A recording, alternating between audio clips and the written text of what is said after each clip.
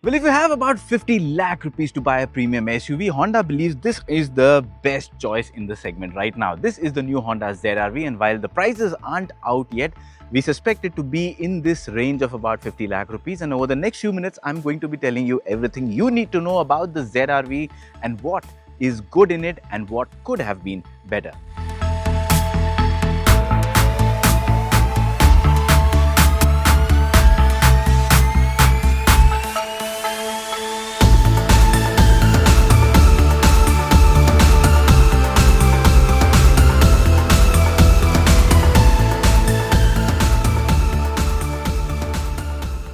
Now, starting off with the design, as you can see, the ZR-V has got a typical Honda design. It's not one of those massive block kind of a huge SUV. So it's not got that upright stance, but the opposite end, it's got a very sporty coupe kind of design.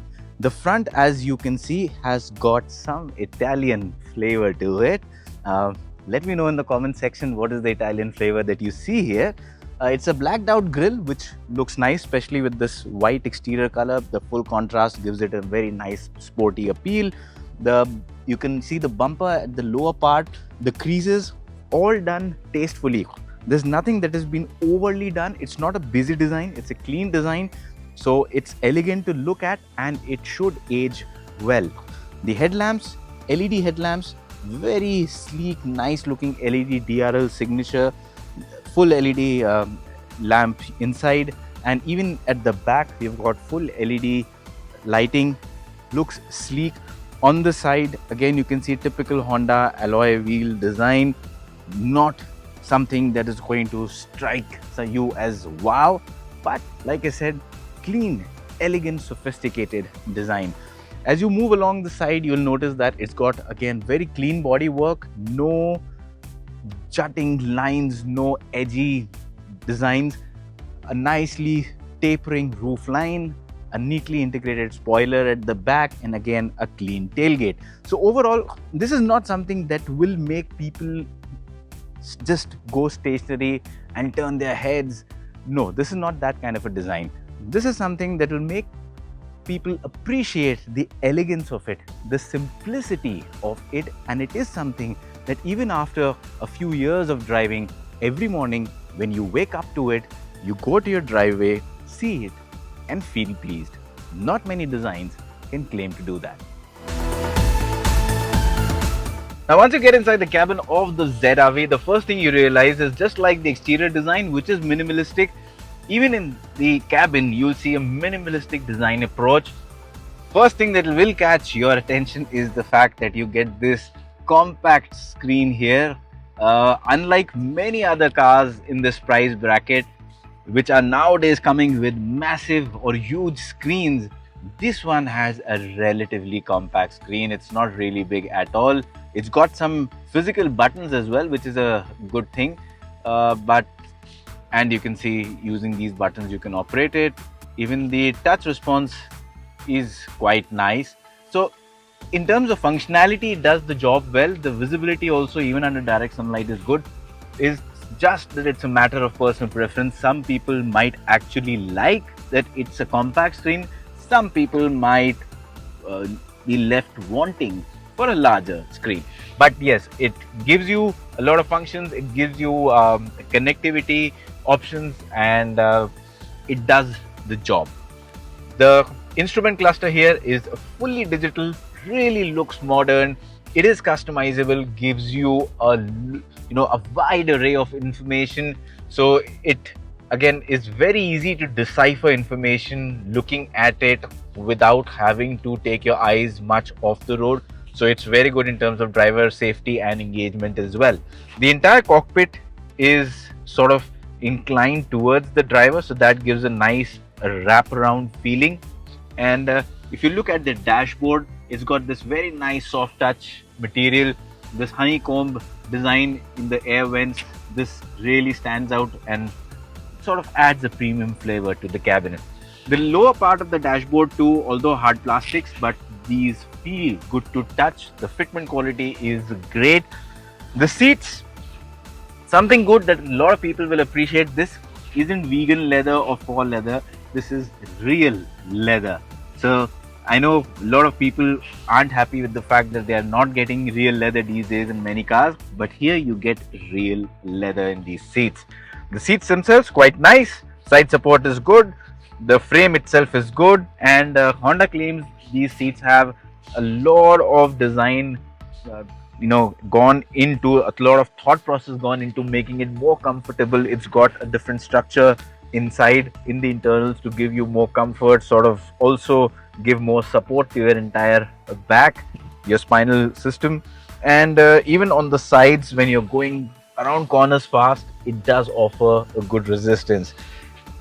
On the door pads, I see a nicely executed, clean design. The storage space everywhere inside the cabin is quite nice, be it the door pockets, be it the center console, or even the hollow space here in this uniquely shaped center console. So, in terms of practical storage space, in terms of design, in terms of premium fit and finish, I think this cabin really stands out well. Things that are sort of a miss, or for some people could be a miss, is the lack of a large touch screen, and this is quite a big one. There is no sunroof, not even as an option. So that could be quite a bummer for some people, because we all know sunroofs are, for some strange reason, not functional in India but very popular, and here you don't have one. But the rear seat, again, for anyone buying a car in this price segment, of course, family, friends, companionship matters a lot. So let's check out the rear seat and the boot space. Now, once you're in the rear seat, well, first of all, you'll notice there's a lot of space. I've got the driver's seat adjusted to my driving preference, and I'm 5 feet 8 inches. You can see I've got good amount of leg room. I can easily slide my feet. I've got good clearance in terms of knee room, and you can see in terms of headroom also there is a good amount of clearance left. So people who are much taller, even people of say heights of about 5'10", would be okay, but taller than that, you could be brushing your head against the roof. Now the seat itself is very comfortable. The cushioning is spot on, and because it's an almost flat floor, that just adds to the comfort, especially when you've got 3 people sitting abreast. The seat is quite wide, so you can have 3 people sitting abreast for a while. There are air conditioning vents at the back, 2 Type-C charging ports. Storage space in the rear door pockets is just about enough for a water bottle, and there's some small storage space here. Again, you get nicely consistent build quality. There is ambient lighting, but I can't show you that. It's really bright and sunny right now. Even at the back, you'll see the headroom clearance is quite decent, and the seat backrest angle is good itself. There is a cushioned armrest with cup holders. So a lot of good things going for the rear cabin of the ZR-V. One thing that I feel could have been better is the placement of the seat. The seat is quite low, so you only get under thigh support when you fully extend your feet under the driver's seat. If you don't do that, and if I keep my feet even up till here, now you can see suddenly I've got no under thigh support. It's all in the air. I've only got support till about here. So yeah, I mean, this could be a bit bothersome, and taller you are, this issue you'll tend to feel it even more. So I think this is one area of improvement for the rear seat of the ZR-V, but beyond that, it's a nice cabin.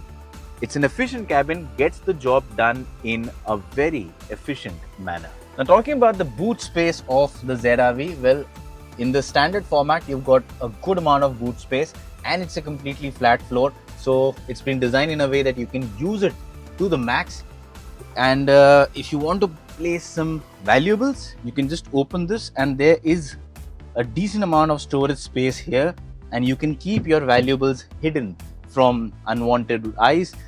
If you want to expand it further, well, you can just have this straight down, and you can fold the seats in a 60-40 split. If you do that, you can increase the overall boot space to 1,313 liters, which is massive. So in terms of boot flexibility, the ZR-V scores really high, and it not only comes with a button to close it automatically, but using your kick function, you can also open it hands-free.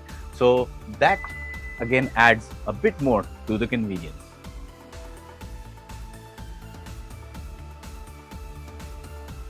Alright, now on to the driving part of the Honda ZR-V, and let's talk about the hardware first. 2-liter petrol engine. It also is a strong hybrid, so there's an electric motor. The combined power output from the entire system is about 184 PS. You get 315 Newton meters of torque, and well, it's an automatic transmission, CVT, but these paddle shifters here, these are not for upshifting or downshifting. They are instead to give you deceleration. You can control the amount of engine braking you get, so that's to mimic the feel of a gearbox, and it does work. So right now, as I'm decelerating, I press on the left pedal, and the amount of deceleration I'm getting, it increases. So it's helpful. It gives you that sort of a EV kind of a driving characteristic. Also, if you're using this in the city frequently, especially in the strongest mode, that in the long run also means lesser wear and tear for your braking system. But the engine itself, well, from the word go, depending on the kind of throttle input you have, if you have about say 20-25% of throttle input, the car will get into motion using its battery power only, provided it has enough charge. And it's a self-charging battery, so as you coast, as you brake, the kinetic energy is captured and sent back to the system that charges the battery. And so yeah, I mean, in urban driving cycle, I think like it happens in most hybrids, this will take care of should take care about 60, maybe a little more than 60% of your driving needs. So that means a significant boost to your overall fuel efficiency. Also, the emissions come down. Now, in terms of outright acceleration, when you really go hard at the throttle, well, that's when the engine and the motor come along and work together in a unison. That's when they provide the maximum possible power, and the acceleration is seamless. It's not something that's going to pin you back to the seat like a horse kick, but at the same time, it is a strong wave. It's a strong linear wave of acceleration that you will be riding. You get a good amount of increase in velocity with the throttle input. And what I like about this is that, as you've seen in some of the other Honda vehicles or in some other vehicles with a hybrid system and a CVT, you've got that significant rubber band effect. So that has been curtailed to a very low extent, and that means your throttle response, the kind of speed build-up in conjunction with your right foot, is far better and much more rewarding. So yes, it is definitely a quick car to drive. It is quick, it feels quick, it's also engaging. The steering gives you a decent amount of feedback. It's a shame that we haven't been able to go really fast through the corners, but I'm sure if you were to go faster around corners, there's a good amount of steering feedback you will get from the tires. The handling is quite nice. It's a very controlled handling you get from the car. Now keep in mind, this is not an out and out performance SUV. It's an SUV that gives you a nice balance between speed, acceleration, driving engagement, along with the comfort, nice supple ride quality. And I can't speak much about ride quality because driving it only on the track. So apart, from just some chicanes and some other bit, there's not much that I can use to judge the ride quality, but that is something that we will test later when we do a detailed road test. For now, what I can tell you is that the suspension works well around corners. The body roll is well contained. There's not excessive pitching movement around, and even when you're braking hard, the vehicle remains stable. So yes, something that you can really go ahead, have fun driving along the twisty, winding roads in mountain sections, have a comfortable drive with your family and friends on smooth expressways, get good fuel efficiency. So it offers a very nice performance envelope. And as for the conclusion in terms of whether you should buy the ZR-V or not, well, first of all, like I said at the start, the price. Now the price is not confirmed yet. We don't know the exact price, but if it's priced around 50 lakh, expect a sort of a limited market for it. It's not something that will like really sell like hotcakes, because it's a competitive segment that it's entering in. But the car does offer some unique characteristics. There are some USPs that its rivals or players in this price segment do not offer. And for me, the standout features are, this is one of the most comfortable SUVs that you can get in this price segment. Not just in terms of just the seat or the features, but the way the suspension moves. So some of the vehicles in this price segment are horrible in terms of comfort. Of course, the ladder frame construction doesn't make for great comfort all the times, but so this is really good in terms of comfort. It offers you a good set of features, you get good amount of space, you get good amount of flexibility, and you get a powertrain that gives you good driving experience along with good fuel efficiency. So if Honda can price it well, I think there will be a good uptake for it. And if Honda manages to outprice themselves, well, that is the only limitation I see with this vehicle.